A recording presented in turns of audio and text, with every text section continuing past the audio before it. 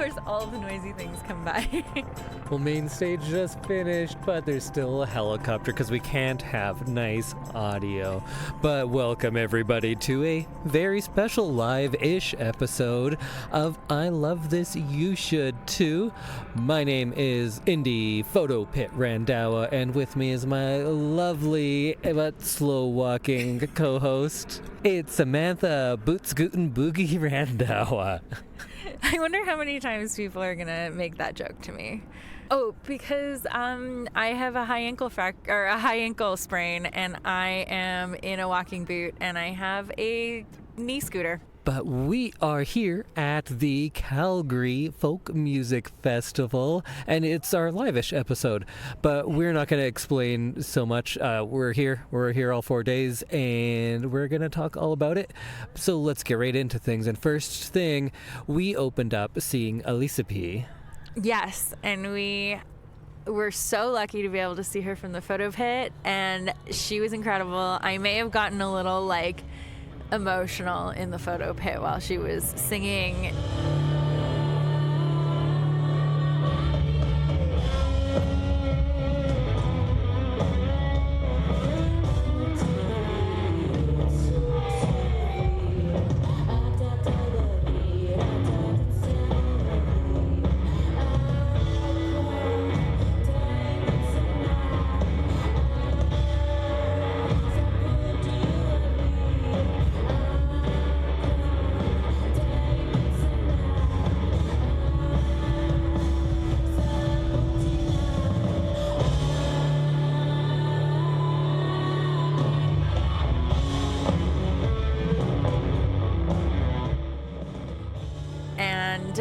She was just a fantastic show. She had some really beautiful ribbons.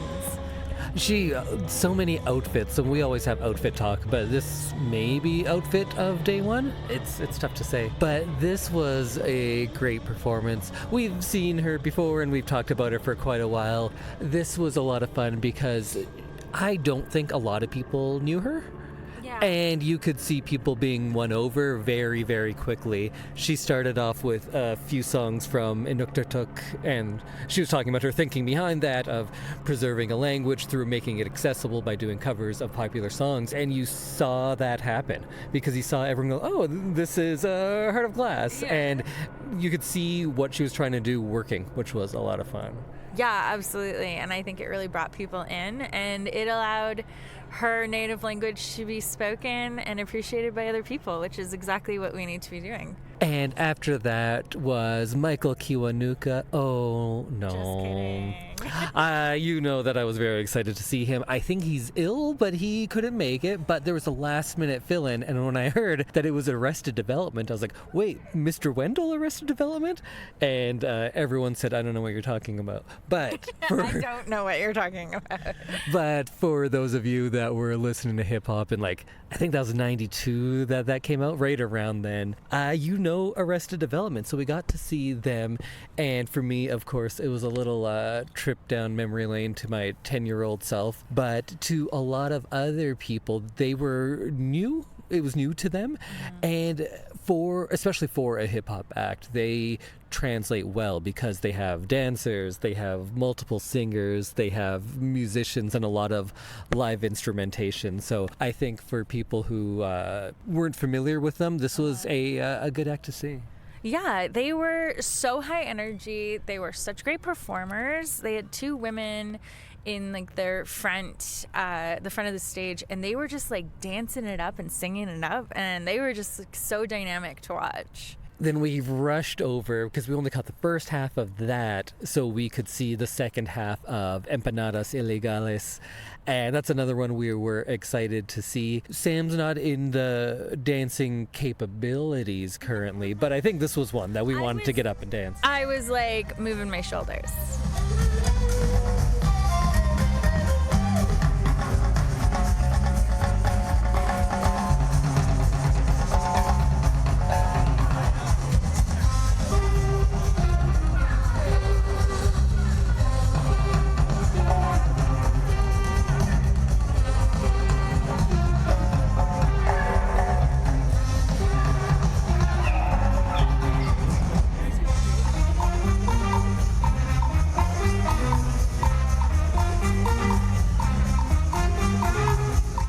definitely can't get up and dance as much as I would want to, but I was moving around as much as I could. So they were fantastic. It was such a great performance as well. Only one day in, but that was clearly the biggest dance pit. Because like how do you not dance to that music? Absolutely, yeah. And then we stayed at the national stage and we just saw the Heavy perform, and they were fantastic. They sound quite a bit different from their album, and their female lead singer is just like incredible. She was just belting it out. She was doing so much dancing and belting and keyboard playing. She was so busy. It's fun seeing bands well, I guess we did see them live, but even this sounded different than that. I was going to say, this sounded so different from when we saw them last year in Edmonton.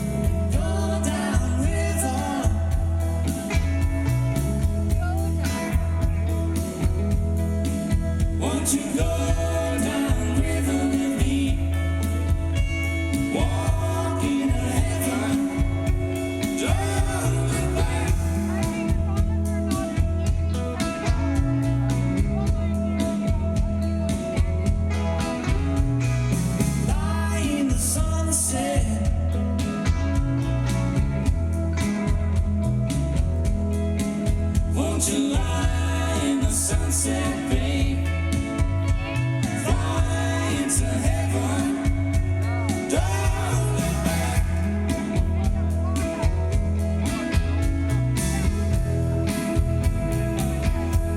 'Cause I'm no fool, babe.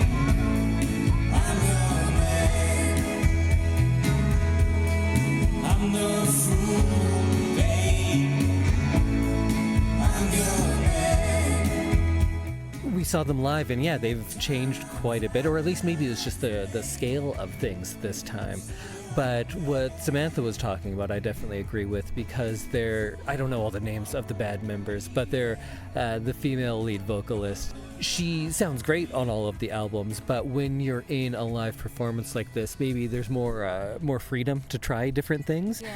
And there's a lot of singers who show you everything they can do to like, look at all these things I can do, Yeah. but she doesn't on an album. She sings in the style that best suits the music, and then when you see her live, you're like, oh, you can do so much more, Yeah. but you rein it in for the sake of it's more cohesive to the sound they're levels, making. yeah. And then they did a cover of Texas Sun, the Leon Bridges Crying Ben song, and that was fun too, because I like covers because it allows someone to reinvent something in their style, and this was a good mix of, I could tell what song it was, but they took it a very different way, and I really enjoyed that one. Yeah, that was definitely something that I didn't know I needed to see, but it was like really well done. And yeah, she's just doing the most, and I really appreciate it. Also, special shout out to one of their guitar players, well, to the whole band, but this one guitar player, again, sorry, I don't know his name, but he doesn't sing, and he does everything else, because there were times where he would be reaching around her to play part of the keyboard and then going back and forth on the guitar, and then working with the two keyboards and switching in and out of playing guitar in the same song. Yeah. Having a hand on the guitar and a hand on the keyboard. That was nuts. I've never seen someone play guitar and keyboard at the same time. Never mind 2 keyboards and a guitar. It was very impressive, but we had good weather for day one. We are being eaten alive by mosquitoes right now. I'm currently fanning in order to make the air move so the mosquitoes can't land. Day one, a success? Total success. I'm really excited for tomorrow. And we have to make a special thanks, because we always thank all of the volunteers because they do a lot of good work. But Stacy specifically is who we've been working with. And what a delight. She hugged Sam as soon as she saw her, because they've been emailing and feel like old friends now. Yeah. Being greeted at the festival gate with a hug by the head of media is pretty cool. And they have done absolutely everything that they could do to make sure that we were comfortable and happy and we knew what we were doing. And yeah, so thank you to the entire media crew, because everyone's been great. They've been scheduling us for things for later in the festival. And yeah, I can't wait for tomorrow. let's go to tomorrow right now.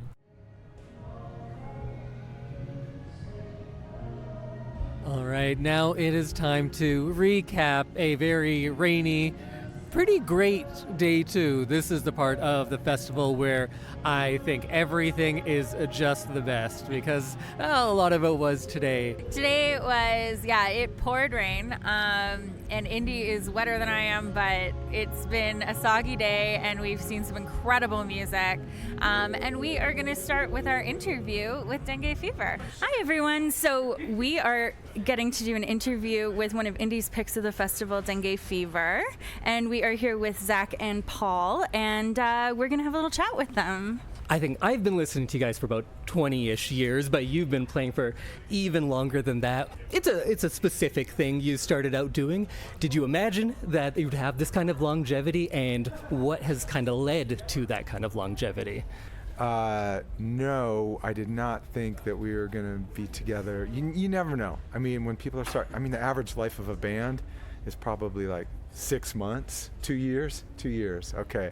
So if a band even puts out an album or even starts recording, that's like a good thing. That's like, yay.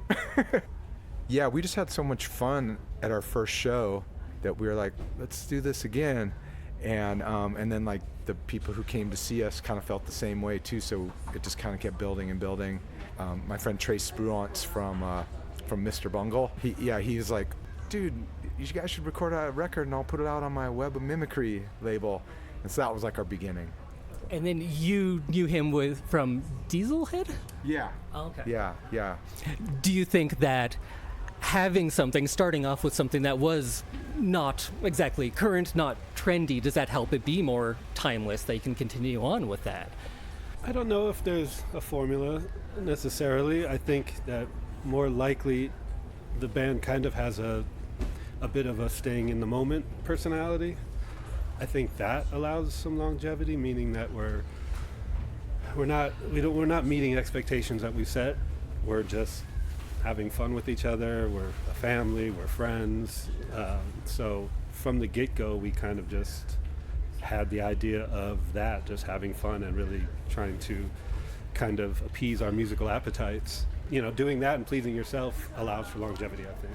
Yeah, and we never worried about playing what we were supposed to play. Like right from the start, we were all kind of listening to the Ethiopiques, and so we're like, let's cover a Mulatu song.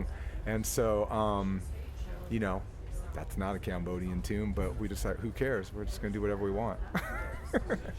I was a biggest fan of the earlier things, and then I moved around, so I didn't catch up with some of the later stuff until more recently. So is bringing in all of these other influences, because the sound has evolved and changed over years, is that part of keeping it fresh that way? Yeah, it is. I think what attempts to keep it fresh for us is just trying to be true to ourselves and, again, find things that excite us. Sometimes we're slower, our tempos are slower, have gotten a little slower because we wanted to explore space more. Our earlier records had a little more of a vibrant energy and they were a little more full and a lot of things happening, and we were attracted to opening that up a little and slowing things down and finding the space. And we were playing with that for a while, and who knows, maybe we'll go back to being dense and fast. And but yeah, those are the challenges that keep us going. So in Long Beach in the 90s, I only know Warren G and Snoop Dogg and Nate Dogg, but what I didn't know about was the Cambodia town or Little Phnom Penh. I was just wondering if you could tell us something about that, because it's something I had no idea about. Yeah, when my brother Ethan plays keys in the band, when we were looking for a singer, we only knew one Cambodian, and all he could say was La Lune, and he was doing some dancing motions. He's like, Long Beach, La Lune. So we started out going to this club called La Lune, and we saw the band and we saw the singers, and we weren't really blown away by them. And then one of the singer's boyfriend tried to sell us a pound of weed, and we kept looking around, and we eventually ended up at Dragon House, which was another club, a bigger club. That's when we saw Nimal singing, and we knew right away that, we need to try to ask her to sing for us. I didn't know that album title is a reference to that. Yeah, okay. That's cool. So she used to have to perform at the Dragon House on Friday and Saturday nights. So we'd have to like turn down these weekend offers, and we'd only be able to play on like, Thursdays and Wednesdays and stuff. And then finally, when the band started doing a little bit better than, what she was making at the Dragon House, so we titled that album Escape from Dragon House. That's awesome. I love little stories like that. I didn't know that. I did see that Sleepwalking Through the Mekong documentary. Was that the first time you toured through Cambodia and through Southeast Asia? And what's the reception like there? And have you become more known in Southeast Asia? Yeah, that was our first time there, first time touring in Cambodia, and it was quite an eye-opener. It was really interesting. It was, I think all of us were nervous. We had a lot invested. We wanted to be liked by the people that originated what we were doing, and we wanted to be respectful. So we had some concerns, but it just really went well. Given the Cambodian people don't go to a lot of concerts, so they tend to just stare if someone's playing, and they don't necessarily know automatically to clap when a song ends. Like that kind of societal training's not there. So they were staring at us in a way that did terrify us at first, and we were like, what's going on? And all they just seemed like they hate us, and she's like, no, they love it. And sure enough, after a concert, they would come up to us, and they had nothing but lovely things to say, and we're very, very happy about us kind of bringing back to the surface this whole era, including the kind of looking at it from a therapeutic angle almost, because what happened during the Khmer Rouge era is just not talked about, and their music was wiped out. Their society was wiped out. To have someone come back and kind of dig into that and pull it out kind of helped some people, at least this is what they told us, kind of helped them open up conversations about that topic. Felt the whole trip was really fulfilling, ultimately. So Nimal was also nervous about it too. She hadn't been home in a long time, and she's like playing with us, and like there was all these rumors like, Chom Nimal's singing with the Hollywood band, and like, they thought that she was gonna come back all like converted and playing like Western music, or which they didn't know. And so after everyone saw us like, playing their old classic rock hits, she got flooded with phone calls to sing, oh my God, she was like crying. She was so happy, and everyone was so proud of her. Must just be awesome to bring your culture back to your culture that way. There's been a few artists we've talked about that the music is a way of preserving a history that could be lost otherwise, right? And you're getting people like me who, this was before I'd ever been to Cambodia, and then I start looking into it a bit, right? So I'm taking over anything. I've got a few questions. They're fun questions. So obviously in the festival environment, you get to play sessions. So dead or alive, what two artists do you want to play a session with? Jimi Hendrix would be really cool to be jamming with. Yeah. Who else would be fun? I mean, me personally, I would love to be backing David Bowie. Oh, that would be a personal high of mine. Or maybe the Meters. Go with David Bowie and the Meters. Alive, it'd be cool. Like Tom Waits would be fun. He's always down. His music's always kind of changing and evolving. And so what thing are you really into right now that you'd recommend to somebody if they were looking for? It could be books, could be movies, could be... Our kind of ethos behind the podcast is bringing something that you love and saying, you should love this, here's why. Samantha got me to start going to folk fests. I got her to start listening to Dengue Fever. And just something that you feel like maybe isn't as exposed as much that people should check out. We were really lucky and got to tour with that band Tanarwin. So I'm sure you guys probably already know them, though. Yeah. Okay, so that's not too obscure. It is in the grand scheme of things. I love that. It's like, oh man, they're like my favorite, and they were so. I'm gonna go with a book I'm reading that's kind of changed my perspective. I've been talking about it to everyone. They're probably tired of hearing it. Author by the name of Kenny Werner. It's called Effortless Mastery, and it's about how you kind of radiate while you're playing instead of relying on technique. It's more about connecting with everybody and everything, and it's kind of a different angle on playing that I've Like, I've always just kind of thought about technique and that sort of thing, and a little bit about the relationship between audience and musician. But this book has changed my outlook on it, and I think it's a very interesting book. I feel like this might just be for me, but from earlier influences, is there any either Cambodian or Southeast Asian artists that you could recommend that we check out if people are really into your sound? Okay, Sinsisamuth, he was one of the main songwriters and musicians and singers in Cambodia, and Rosary Satia, he worked with her a lot, and Pen Ron. How do you like doing a festival style thing as opposed to just your own show? Like, what are the benefits of that, or how's it different? Well, the first time we've like shared a stage with other bands and collaborated was at the last 2 weeks ago in Winnipeg at the Winnipeg Folk Fest, and we shared it with Zrada and Las Bitches, and it was a lot of fun. Yeah, we each kind of did 3 songs, and they went well. They went off in different unexpected directions. Canadian crowd, I think, likes it. They're like it when you kind of are taking chances. For me, I guess festivals are a little more like a chance to see someone discovering you and watch the look on their face as they're discovering you, or walk away if they don't like it. And at your own show, you're kind of holding communion. Like, that's almost a community, of people who know our music generally. But festivals are a little more of a surprise environment.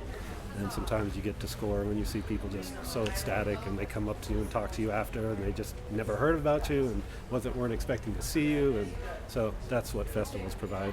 Yeah, we played a festival in Thailand a few months ago, and I'm really glad we got to do it, because now with the border dispute between Cambodia and Thailand, they would not be having us play that festival. And we were thinking, oh man, because Nimal speaks Thai because she grew up in a Thai refugee camp. And we're like, we should do a song in Thai, and it could help us come back to Thailand. That's got to go back on a back burner now. To the border. We were talking about it beforehand. I was like, well, we're not going to talk about border disputes, right? That doesn't seem like the thing we'd bring up. And then we got there anyway. Yeah, So. He'll be thrilled. There's a truck backing up. It's raining, but that's not going to stop us. If you want to hear more about the backstory of Dengue Fever, go 2 episodes back and you can listen to me talk all about them. So thanks again to Zach Holtzman and Paul Smith from Dengue Fever for taking the time to sit down with us. It was a lot of fun. You can tell that I really nerded out on it. But then after that, Samantha needed a much-needed foot rest. So I went and saw a little bit of Emily Wuramara, and she has some very powerful things to say in between songs, but I'm not going to tell you about that. Just go listen to her music, and I was able to catch a bit of that too. Midnight blues, singing with me, perplexing this too, like midnight blues, singing with me, perplexing this too, midnight blues, midnight blue, I see you too.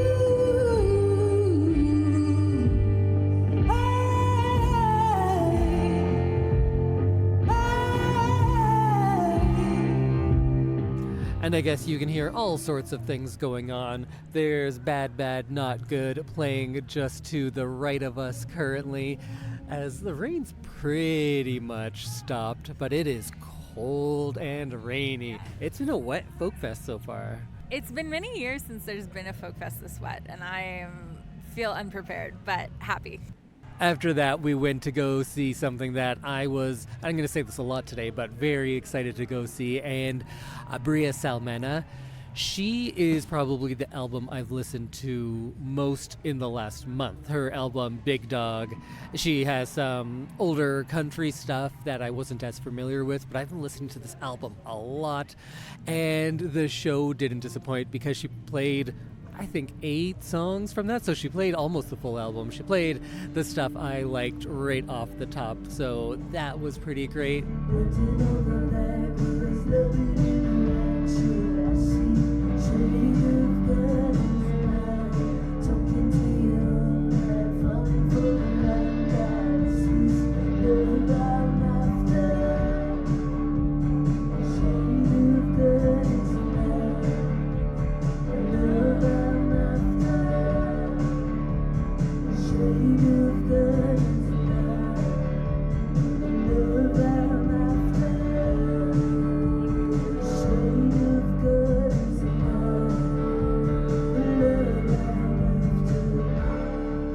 It's one of those things where I never know how big someone is until I come here, because I've been listening to it a lot, so then I think like, oh, this must be very popular if I know all the words. And I think she's not that well known, but I think we saw her win some people over in the audience. Yeah, absolutely. I think she had such a great stage presence, and she was just like, she had everyone like moving in their seats even if they weren't standing. And I have to say, the kindness of people at folk festivals is unmatched, because there was a woman who almost made me sit on her chair and her tarp because of my boot, and everyone's just so kind here, and I just love that. We did say that you sprained your ankle and you're wearing a boot, right? We talked about that. We talked about it yesterday, but I'm not sure. Okay, well that's the context for all of that. Hopefully we'll get to see more Bria Salmena as well. I ran into her just walking by and just went, hey, great show, and kept on my merry way because she probably has things to do, places to be. And next we got to see, you know what, I got to see something that I was looking forward to for since I heard about it. You've heard me talk about Cymande a bunch on a few different episodes, so I'm a very big fan. It's an act that I never thought I'd be able to see live in my life, because they've been around for so long and they broke up so long ago, but now they have a new album and are touring that. And I just had the best time. For the first 3 songs, I got to be in the photo pit, and they did do 2 old ones of those first 3, because I am, of course, a big fan of the first album more than anything, more than like pretty much any album. But the new stuff, I liked it a lot more live than maybe even on the album. Yeah, it was one that had everyone dancing. I was very thankful to be able to be in the pit, and then I waddled over to the accessible seating and made it just in time before it became a absolute downpour, and Indy was dancing in the rain and just having the best time, and it was such a party.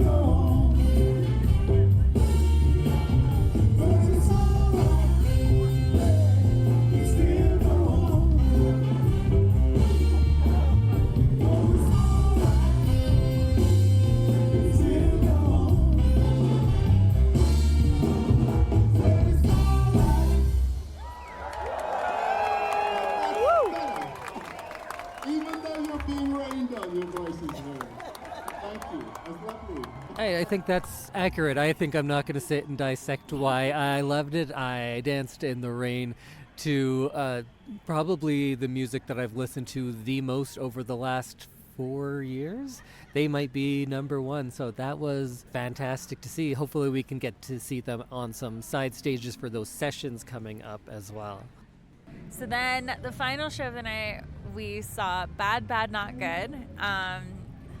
It was raining again, so we had a hard time with our cameras, but the hardest part was that they turned out all the lights when they started playing. They have this kind of projector show going on, and I didn't know what to expect from Bad Bad Not Good, because they're pretty well known, but I know them as the band that is in a lot of hip-hop songs. So I know those ones, and to see them do some more like experimental jazz and use all sorts of instruments, and you can tell that these are like those music nerds, these are like musicians, they're those kind of guys, right?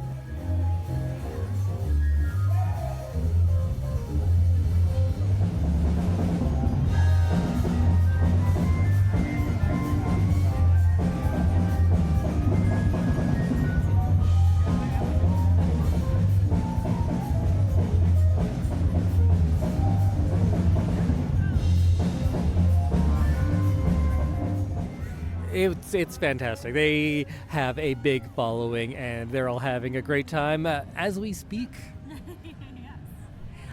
If you hear other music, it's Patrick Watson in the background on main stage. So we're kind of in between both stages, which it was the quietest place we could find. Well, I think that's it for a rainy and cold Friday night. It feels like we've done so much, but we're not even halfway done. So see you on Saturday. And here we are now on day 3. I was going to say a rainy day 3, but when we last left you, it was very rainy as well. We're halfway through the day, so we are just going to recap a bit. Yep, we are in the middle of a rain delay, and main stage has just started back up after an hour delay. So I believe Madeleine Peyroux is on right now, and we're waiting to hear how the schedule is going to be effective. But we've had a great day so far.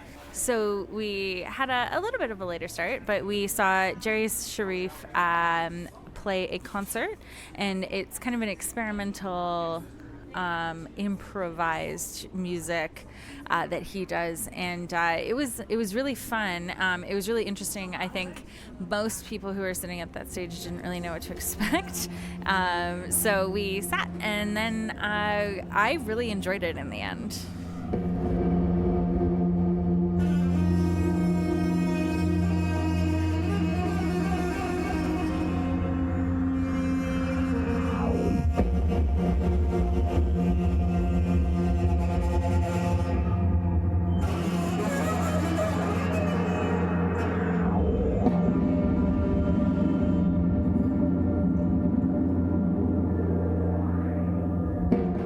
I know a lot of that music is harder to get into, and I'd only heard his album, but when he's making experimental, improvisational stuff, you don't know what it's going to sound like, but he brings a lot of jazz to it, and it was like saxophone based, but you could see all the things he was running his saxophone through, which you're probably not used to someone using multiple pedals on a sax, but he could loop it and do fun stuff like that. And then right after that, he joined in on a session, and that was with Bria Salmena, who I talk about a lot, but I don't think I did, because I think I've been talking to you a lot about her music, but I don't think I've said as much on here. But I am a big fan.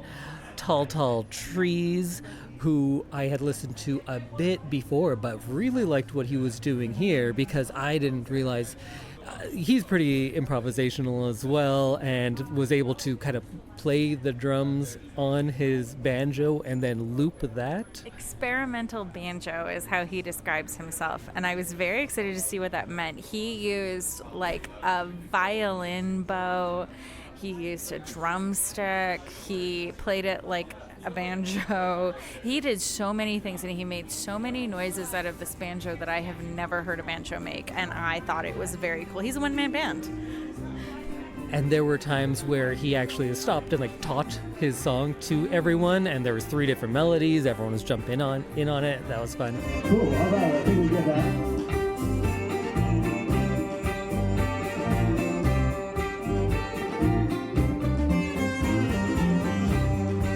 Amazing. Keep going. All right, here's Melody B.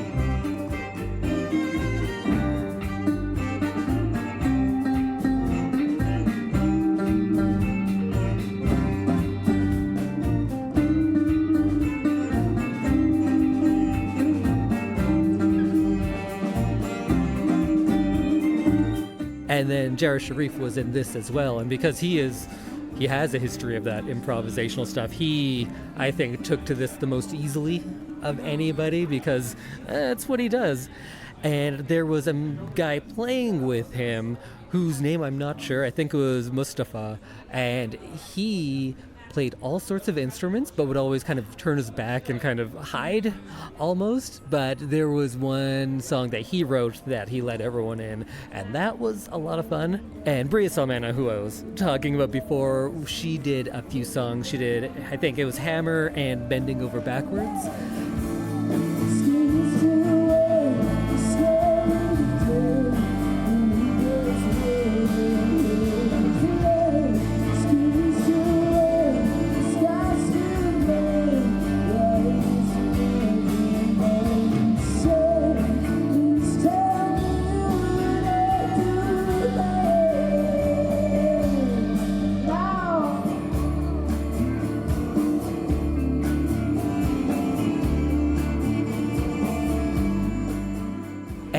Bending Over Backwards is a song that I really like of hers, and it's very fun to watch a song that you know well and then how that gets reinterpreted from other things. Because a lot of the music I hear here, we're hearing it for the first time, but this was a song I knew, and hearing it with like 2 saxophones and 3 guitars is not something I was expecting to hear, but I really enjoyed that. That's the magic of a session, is you get all of these good improvisers making musical choices that you don't hear on the recording from the record. And I think that so much of the music that we heard today was transformed with these extra pieces that just kind of joined in, and I think that is a little bit of Folk Fest magic. And in that same session, we are very excited to see Dengue Fever, who we talked with earlier on the show. They did Sleepwalking Through the Mekong. And then later, I'm not sure if we caught it on the audio, but they said, oh, we're going to do one more song. And I was going, ooku, ooku. And then they did that. So that's always fun. This next song is called Uku, and it is in E minor.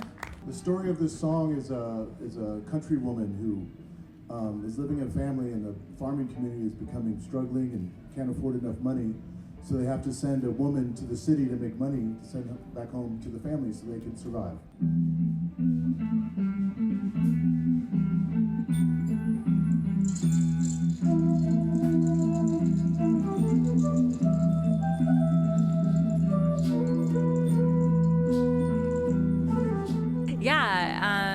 I was excited to hear some of the songs that I've heard Indy play in our kitchen, and they definitely played some of the ones that I knew, and it was just like so cool to get to see all these musicians work together.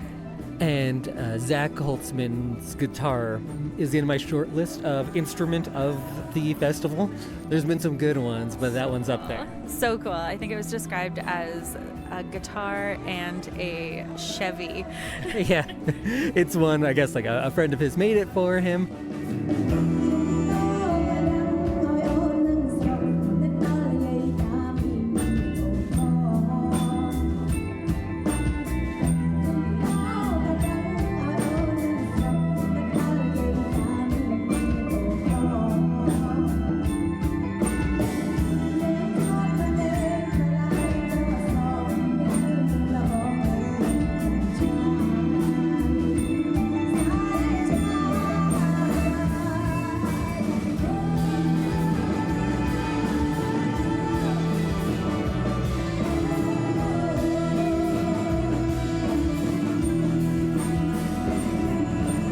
I also liked in that one because we were watching them set up, and there's so many things to set up, and when you can see musicians nerding out about stuff, because there was some of that between people who had never really met before, and just talking gear, and I always like seeing that. Yeah, absolutely. And it's so cool to get to see them when they're setting up and they're like, ooh, what's that? Ooh, what's that? And they're like chatting about their instruments and they're chatting about their music. And then we moved over to the national stage and got to see Belle and Quinn play a concert, and that was very cool. They are a Haitian sister group, and they were just like ethereal. They were fantastic. Aren't they twins? I have been saying that, but maybe they just really look similar. Yeah, I'm not 100% confident on that. But siblings, either way, they do like a really smooth jazz.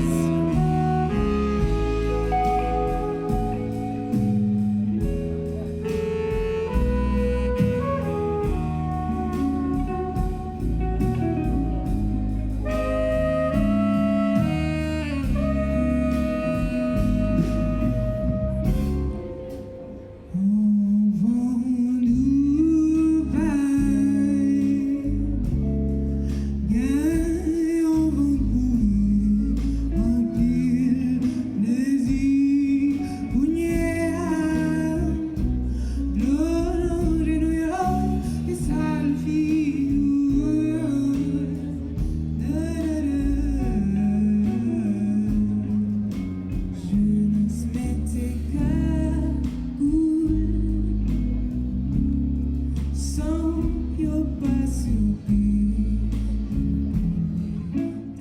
Also, in the pre-episode, we were talking about how they always like to feature female artists, and it was nice because we got to see I think it's a sextet that they put together. There's 6 of them up there, and they all seemed quite young, all women, and they did a very good job of showcasing each one of them. Like the band says, Bill and Quinn say that, like, well, we want to showcase other women, and they do that very literally in how they integrate solos for everyone. Yeah, it's really interesting to see everyone gets their turn, and a really well done session will often allow people to kind of have their own solos and that kind of thing. So I think it was really cool to get to see everyone work together like that.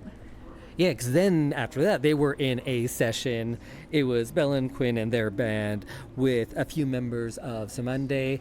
Not all of them were there, but they are. It's an older group, so I forgive people for taking a half day on that one because they are performing a few different things. Dabi Toure was there as well. He's someone that I wasn't as familiar with. I think I'd only heard a couple of songs, but I'm glad we got to see him here. Yeah, it was a real party session, honestly. There was a lot of just like kind of constant playing, and everyone was getting in on it. And I think like half the crowd was up dancing the entire time. I think the most interesting thing on this one was that a lot of the members of Cymande, like, they put out their first album in 1972, and a lot of the members of Bill and Quinn's band probably were born in the last 25 years. They were born in the 2000s. So there's generations on there. And I really liked seeing how the older men from Cymande and Dabi Toure's band were sharing the stage with these much younger women, and the back and forth between them of, because you're seeing generations play together now.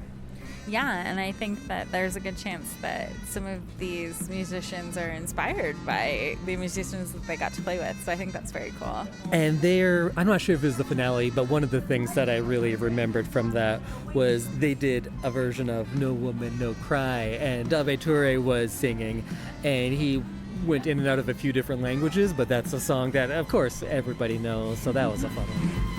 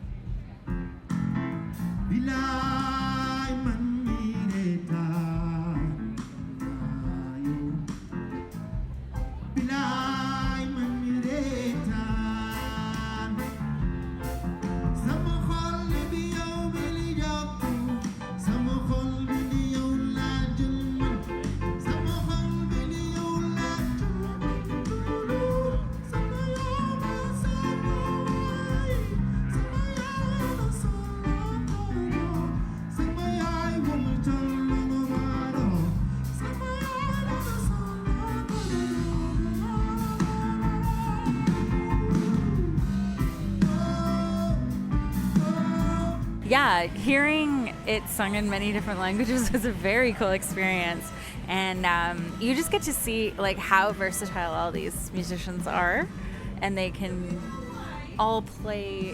They can hear these songs that everyone knows, and just like kind of all join in together. And then we had a big rain delay. I think some things continued into the rain, but then when the lightning and thunder started, we took shelter under just the Big Rock tent. That can be a commercial for Big Rock right there. You drank a lot of traditional, and we sheltered in that tent. Yes, it was so rainy, and I was lucky that everyone saw my walking boot and allowed me to be in the highest part of the tent so that I stayed nice and dry. But yes, we were in those tents for a little bit, and it was really coming down. It was probably one of the hardest rains I've seen at Folk Fest. I know friends from the tropics will be like, well, it's not that bad, but that is as hard of rain as we get here without it being something more than rain. So it was, it was wet. I'm very wet. Hello, everyone. We are back after our rain delay. We saw Les Mamans de Congo, and if you listen to our pre-episode, you know all about them, but they took some of their traditional music and made it their own, and it was absolutely amazing. I didn't know what I was expecting, but they put on a whole show. They had dancers, they had so many traditional instruments, and they just like blew everyone away, I think.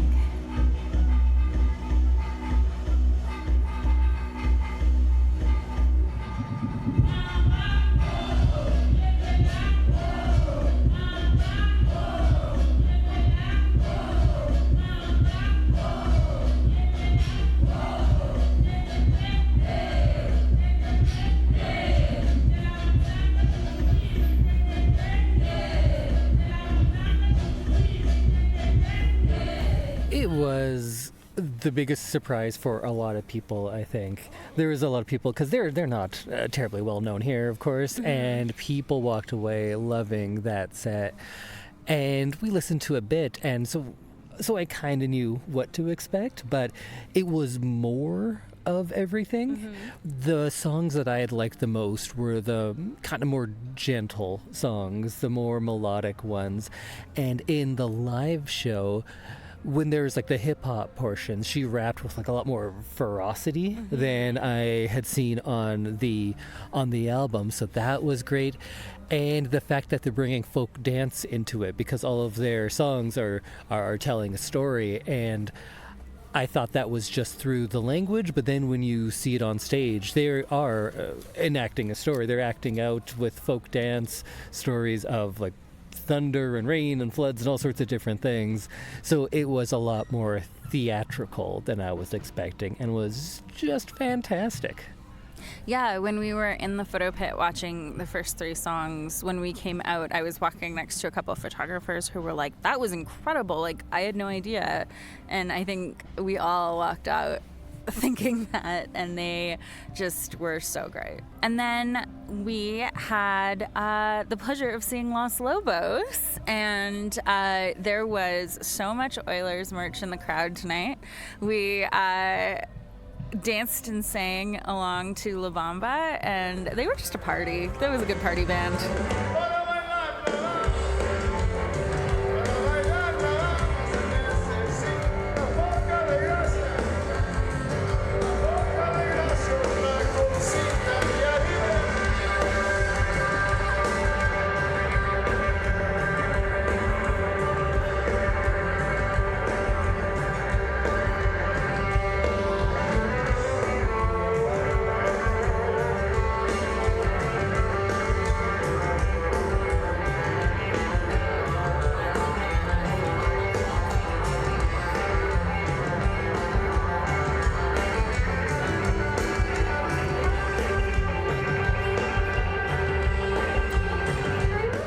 It was great, and I think people who know Los Lobos often know the big covers, but they were doing some cumbia stuff that, you know how we love that. It's hard to overstate the importance of the song La Bamba, because like the movie, Richie Valens' movie, the biopic La Bamba, was one of the first pieces of culture that I was aware of, that there was a movie and a song, and at the time I was like, I didn't know that it was real. I didn't know that Richie Valens was a real person, but I remember when that movie came out and how big it was. And it's hard to overstate the love of that song in Edmonton over the last couple of years as well. And then Los Lobos brought out Steve Earle for a little bit, but then Steve Earle came out and is currently playing a full set. And I don't really know like Steve Earle very well, so we weren't 100% sure how big of a deal he was, but oh man, everyone is real keyed up for Steve Earle tonight. Yeah, I'm one of those people that knows his big songs and don't know a lot more than that, but Calgary is a town that loves Steve Earle even more than the fun we had. It was pretty awesome to see a lot of people, a lot of women of a certain age who were losing their mind over Steve Earle, and yeah, great audience reception, so you know he's doing well. Yeah, and just going and dancing and watching everyone's excitement is always kind of fun to these bands, the people who are right up at the barricade. And I don't know, it just felt very folky and like a perfect folk evening and a great way to cap off the evening. And the rain held off for most of the time after that big downpour. It's been pretty good. The grounds are muddy. They are very muddy, but as long as it's not actively raining, we can deal with that. Let's hope for the best and see you tomorrow. Hello, everyone. We are podcasting from Highway 2 on our way through Leduc. Well, it's Monday morning now, so it's 1 a.m. We're driving. We had a full day of festing. I'm changing lanes. Sam's on sound duty today, so that's fun. I'm in charge. And like today was a day where we were talking a lot about the pacing of the festival, because days 1 and 2 are smaller days. And at the end of both Thursday and Friday, we both said, like, there's so much, we've done so much, I can't believe we're not even halfway through things yet. But then I always caution Sam that we say this every festival, and then Saturday and Sunday fly by, and that's exactly what happened. Yeah, we were feeling like we'd already lived an entire 4-day festival at the end of Friday, and then we realized, yeah, we have 2 full days, and they felt like 1 full day, and I'm a little sad that it's over. So we started our day with the stage 3. We really wanted to see Montano West, and we managed to catch about half of the session beforehand. We saw Bellin Quinn, Les Mamans de Congo, and Chris Pierce, and they put on like an incredible show. It was I was a little sad we didn't see the beginning of it, but it was just like a total party first thing in the morning. Yes, in the summertime, and then every time, oh, through the summertime,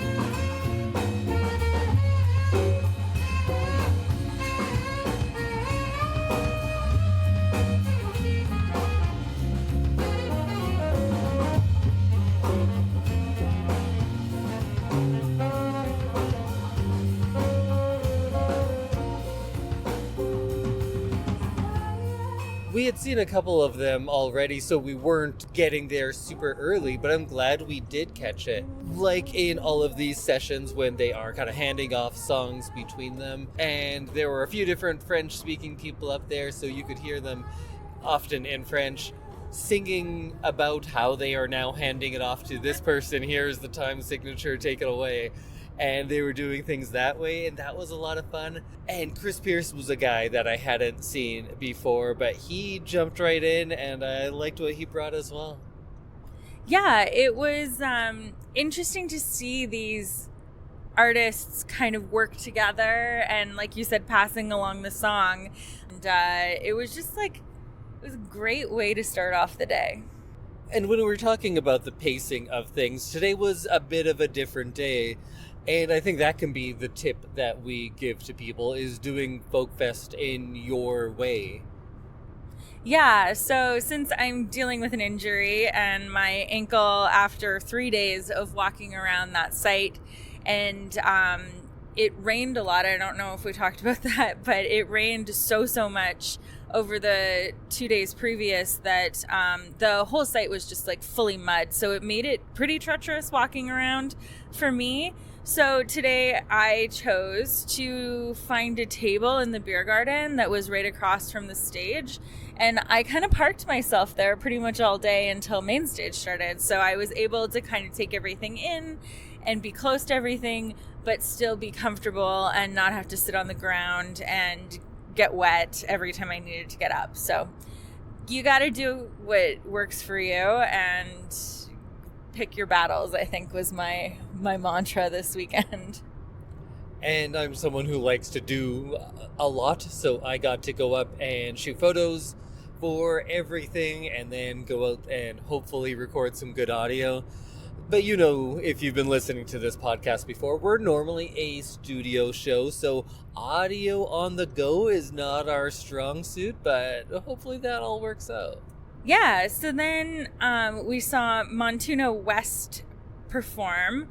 They are an Afro-Cuban jazz band, and they were just like a dance party the whole time.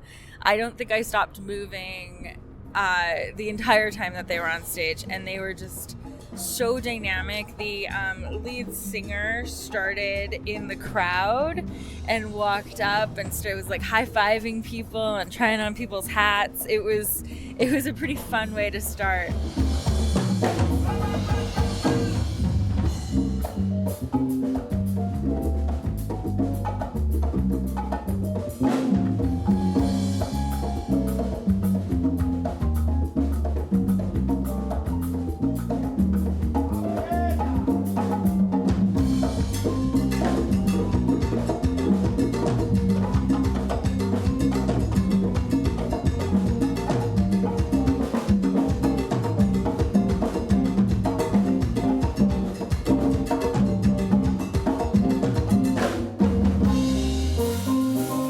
They're a lovable group. They were doing that, the African-inspired Cuban music, and one of the guys, he had this electric upright bass, and I was trying to keep track of my instrument of the festival, and that's in the running. But the singer, Israel, he's just a charismatic guy, right? So that start off, it was just something different, and I think a lot of people watching this show maybe weren't familiar with them, but this is someone that they are going to remember. Yeah, and then we got to see another session right after that. We saw the Dust Collectors Fruition, Jake Valand, and the Sturgeon River Boys play, and it was one that I didn't see up close, but maybe Indy can tell us about what this session looked like. Also, I didn't get as close as I did for everything else because usually this was on a smaller stage over by where there's food and the beer gardens, and I had been just walking up and taking photos and sitting in the front whenever I felt like it. But this group, all of them had their concerts already, so they had a lot of fans either from before the festival or they'd won people over. But there was a lot of similar, maybe not similar sounds, but a lot of complementary sounds and the country and roots and bluegrass stuff that was going on here. So we got to hear the song, I think it's Jake Valand's band that does the, what's it called? Do you remember? Alberta on My Mind or something like that? It's just called Alberta.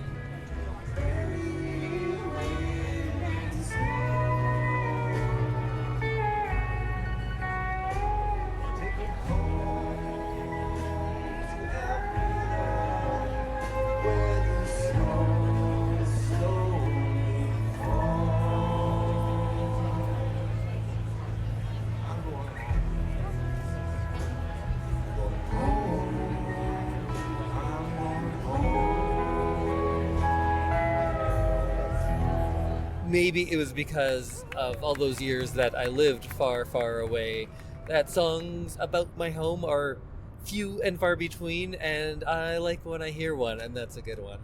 But yeah, it sounded like everyone there was just having a great time, and I was having a great time, sitting in a chair, feeling comfortable. And we got to see Aladdin Karofi.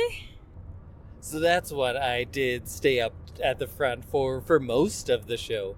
So I listened to him a bit, and I liked it. I put it on in the background a lot when we were cooking or whatever, and that might sound dismissive, and maybe I was, but he put on a great show. If there was someone that won me over the most, maybe of the entire festival, it's probably Aladdin Karofi. Did anyone stay up too late? Be honest. Anyone have an early morning? We had an early morning. It wasn't great for us. But Gary pulled right through, didn't you, baby? Got a slice of pepperoni pizza, and he's good to go. Look at him, handsome. Anyway, this song's about staying up too late. It's called Daytime.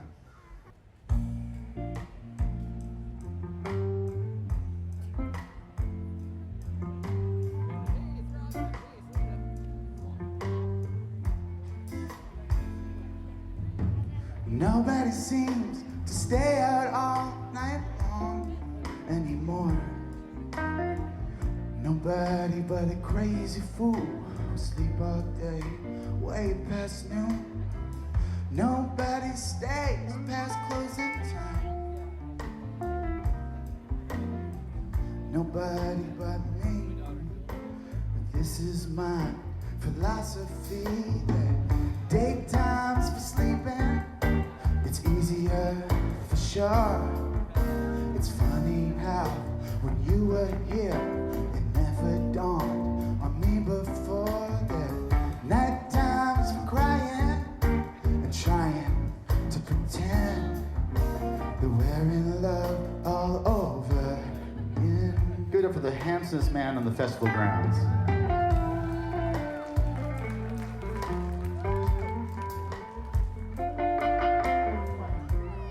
Is a very charming stage presence, and I want to describe the music as like a lounge act, but that also sounds dismissive because he's bringing a lot more to it.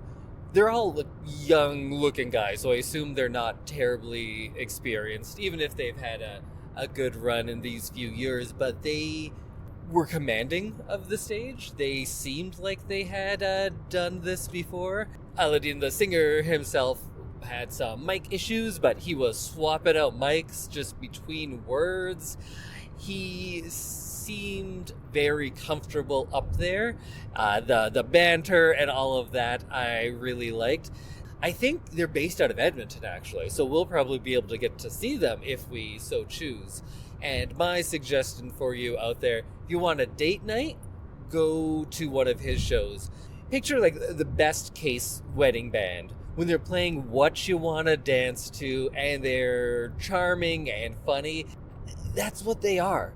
Maybe that sounds dismissive as well, saying they're like a wedding band, but like an ideal one. They are a lot of fun, and I would love to go dancing to this for a night.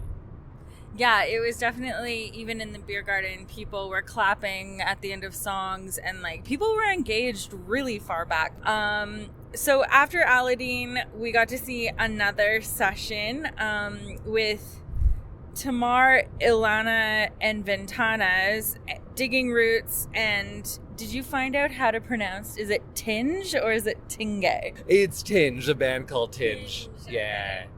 So Digging Roots is someone that you wanted to see, but we had there were just too many things to see when their concert was on, but you got to hear some of them this way. Yes, and that was fantastic. I was definitely dancing in my seat during this one.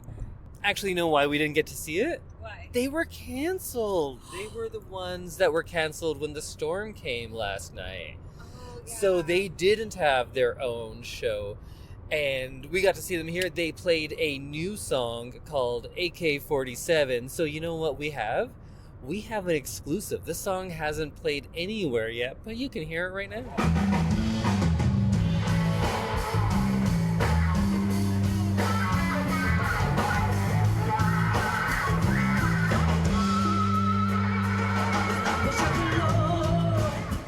Love into a gun.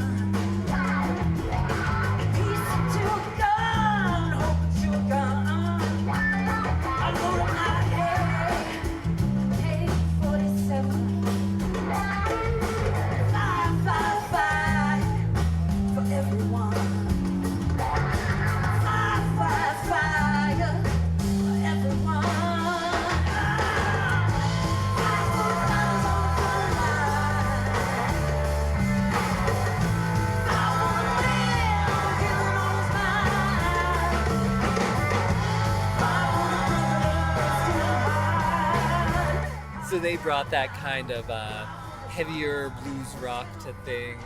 I was all about that guitar playing. And this is another one where it was just, I feel like I say this a lot too, but it was really powerful in the messaging, in the community that all these Indigenous artists had created on stage together.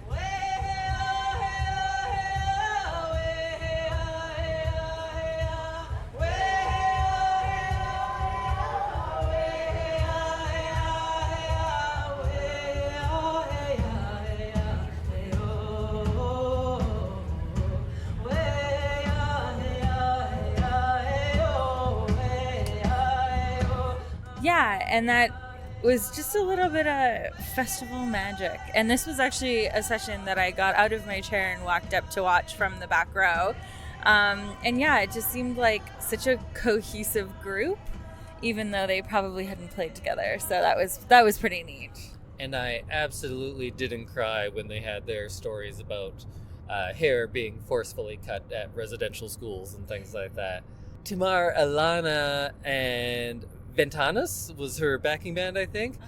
She puts on a great dancing show. Actually, you know what? It's the end of day 4. I've been driving for a long time, so I don't remember if I have audio of it. They put on a great show that uses kind of stepping and stomping as percussion in that dance, so that was a lot of fun. And then the singer from the band Tinge, whose name I've already forgotten. I apologize for that. But she had some powerful words before as well. And then she had this really fun song about missing her mom and missing her dog. Do you remember that one? Yes, and I thought that was such a fun song. She got everyone singing. I like that one too.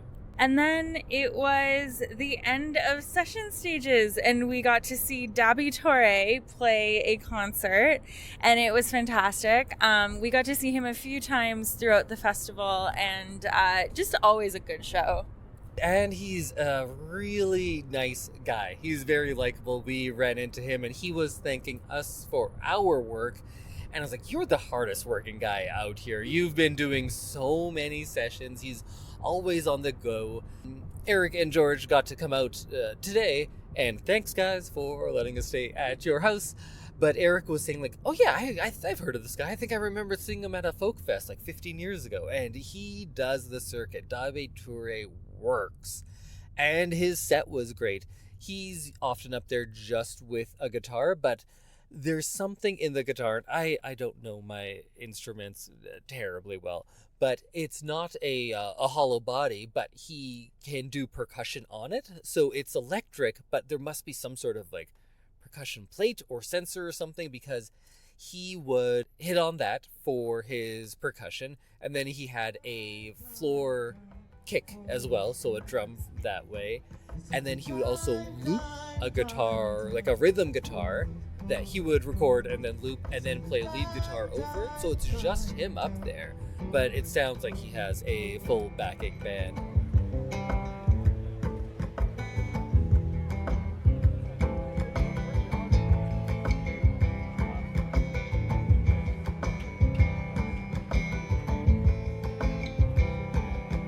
Dime, dime, dime, dime.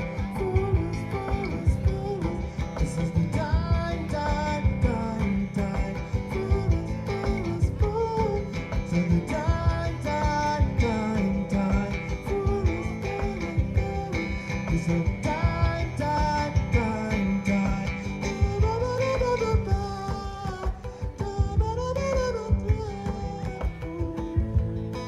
His sound ranged from these really soft, peaceful, melodic pieces to some that got everyone up and dancing.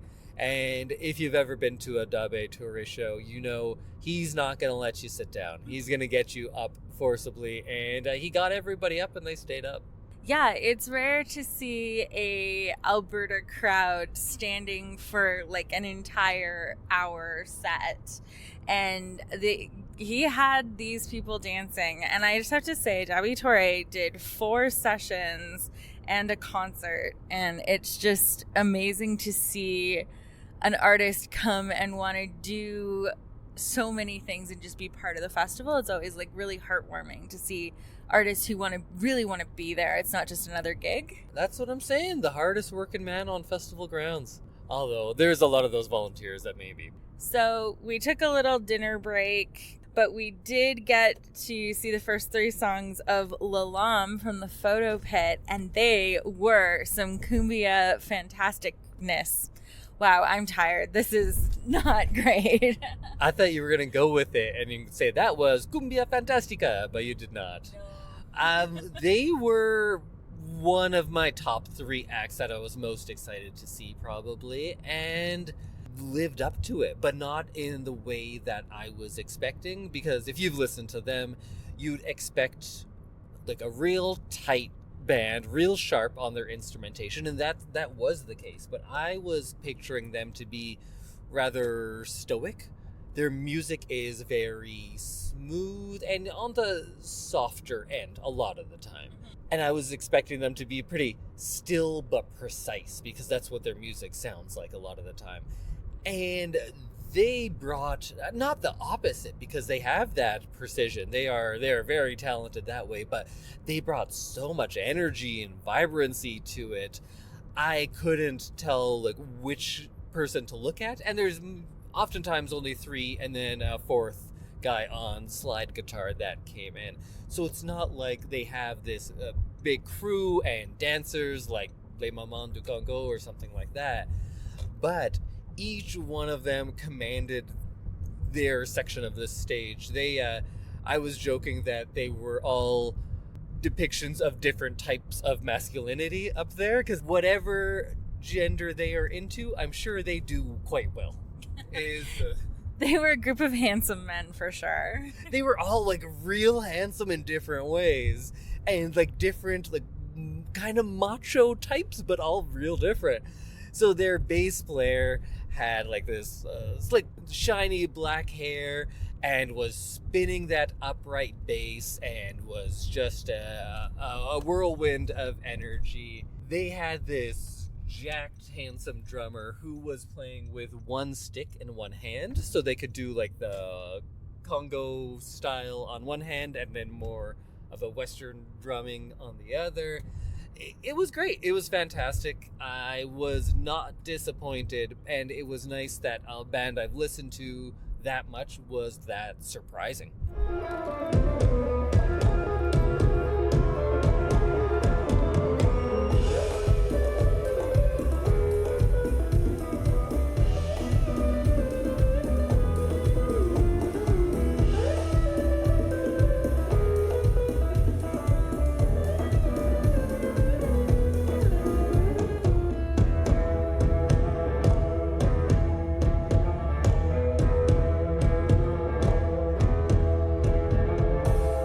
Yeah, they each had their own little show going on, and while we were in the photo pit, I was listening to people talk behind me, and they were all like, "What's that instrument? Ooh, oh, they're dancing!" And like everyone was so excited, and I just love when a crowd really gets into it, even if they don't know who these people are or like what they're about to do. I love when a crowd really gets into it. And I love when someone lifts a full upright bass over his head. For quite a while, actually. It was very impressive.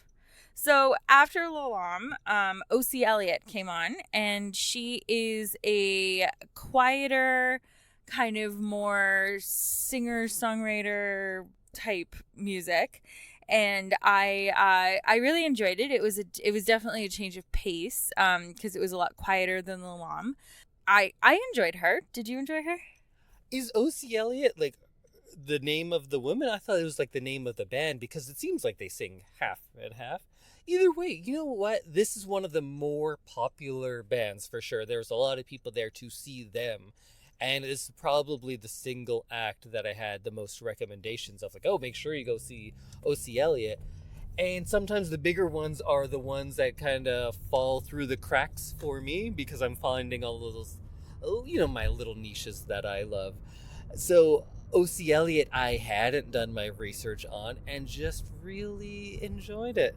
I feel like for the end of the main stage, And at 1:20 a.m., I have so much less to say, and other than like, you know what, I liked it, and everyone else did too. So after O.C. Elliott, we got to see the final performance of the festival, which was Cake. And I know 2 Cake songs. They didn't play either of them while we were there, but we did get to go photograph, and they put on a good show. There was a t-shirt cannon, it was bubbles, there was a big mirror ball, and it was a spectacle, and everyone in the crowd was so excited about Cake. But what did you think? I think this is another one where I can judge the success of their performance by the reaction of the audience around me. I think for these last 2, like I was saying, it was day 4, is the end of day 4. I don't think I got audio for either of them.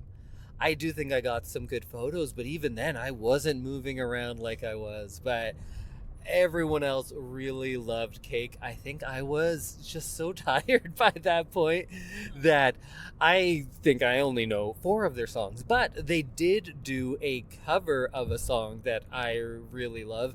And I can't even remember now when we talked about it. I think it was from a Wong Kar-wai movie, but yeah, it was in 2046. The English version is Perhaps, Perhaps, Perhaps, and Cake sang that. So that was one I knew and something that I was not expecting to hear. But maybe a lot of people know that as a Cake song and not as an old Spanish song.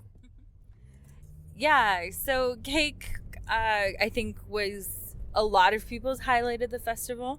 But yeah, I'm sad that it's over. I'm so excited that we got into the car and drove, and we're about to get into our own bed. Any last thoughts? And we just missed another rainstorm. It's been raining on and off the last 3 days. The rainiest festival I've probably been to in Alberta. And you know what? We're gonna sleep on it. We're gonna come back right away to wrap up our second Folk Fest, the 46th annual Calgary Folk Music Festival. All right, that sounds a little better. Back in our studio to do a little recap. And if this is your first episode, this is how we usually sound, because we're not out in the field recording stuff so much. Usually it's not chaos. But it was fun chaos. It really was. It was super fun. So I think to recap, we'll probably have maybe some favorite things we did that we didn't get to talk about, and also some tips. Yeah, tips. Let's start off with, I want to know, what was your favorite food of the festival? Because we ate all pretty much of our meals there, because we went as soon as things opened, almost.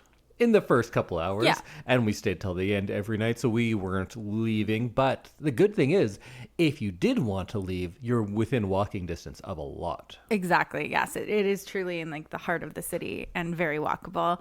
I think my favorite thing I ate at the festival was bow tie pizza. Ah, man, bow tie pizza. It was like, there was a point in the day on Saturday where we were both just like, I don't want to eat, I need to eat, because we've been here for like 3 hours already and we should have some food. And then we were like, okay, well, let's just get a slice of pizza. And then we went back 3 more times. Bow tie pizza is just a solid pizza regardless of if it's at a festival or not. I would have been happy with that anywhere. And your expectations are a little lower in a festival environment, but maybe they shouldn't be, because food trucks are good now. Food trucks are good now. Yeah, I feel like in the past you might have expected lower quality at a festival because you're not cooking in your industrial sized kitchen at your restaurant. But most of the food that we had was fantastic. I think overall, festival food in general, all sorts of things like this, is better. Because I used to complain because it was too expensive and wasn't very good. Mm-hmm. And I still think it's too expensive. But then when I look at it, it's not more expensive than if I was not at a festival. True. Everything is just more expensive now. Everything's just more expensive now. And food at festivals and stuff is actually increasing at a slower rate than at restaurants. Yeah, actually. And the quality is increasing at a much faster rate, while a lot of restaurants, I think, are going down quite a bit.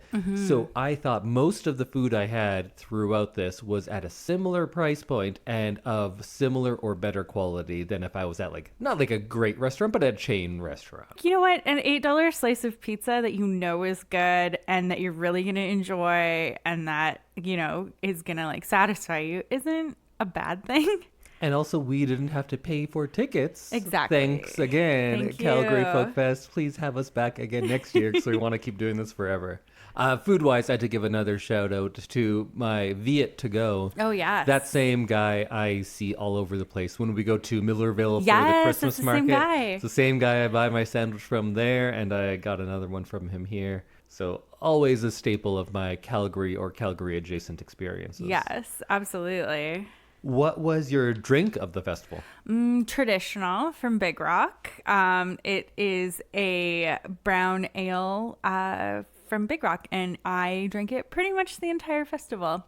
I did branch out a little bit every so often, but I just kept coming back to it because it was a colder festival and it's a darker beer, so it felt like the right drink for me. Yeah, usually we don't have trad much at festivals because it's hot out. Yeah, but if it's on 30 a rainy degrees, festival, you don't want to trad. traditional is the beer for it. Yes. I didn't really drink much alcohol-wise, No. but I think my drink of the festival then is the free sample milkshake that, like the Alberta Dairy Board? Yeah, milk. Just milk. Just the They were milk. giving out free milkshakes, little ones, and it was fantastic. I had that strawberry milkshake twice. Do you have a best moment of the festival? It's probably going to be a couple. Oh, that's a hard one because we did and saw so many cool things. Probably being in the photo pit for the first show of the weekend and being like, yep, I remember how fun this is. Just getting back into and it. just feeling like I was back at Folk Fest. That was pretty great.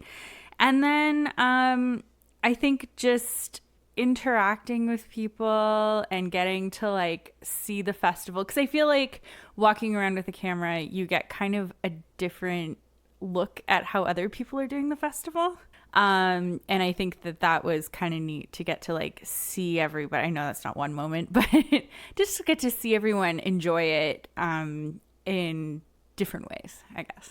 It's hard to narrow it down, but one for me was the Cymande show in the rain, because if you're ever at an outdoor festival, when it rains, you do one of two things. You either go for cover, or because everybody is moving, a lot of people move out of the space, and then the people who are committed to being in the rain can go right up front, and it's less of a sitting and watching atmosphere, and it's a right up there and dancing one if you commit to the rain. And I definitely committed to the rain because it's one of my favorite bands of all time, playing some of my favorite music ever. So being right up front and dancing in that was so much fun.